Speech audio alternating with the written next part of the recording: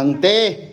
Makigbidyo ko ni Chamber mga angti Chamber, the obedient dog.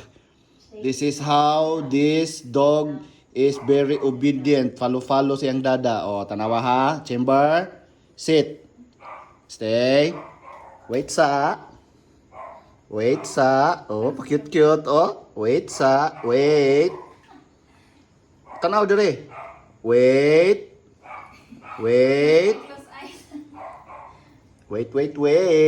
Op. Dili sa mukhaon ha. Wala pa. Wait pa. Op. Ako ibutang ha. Wait.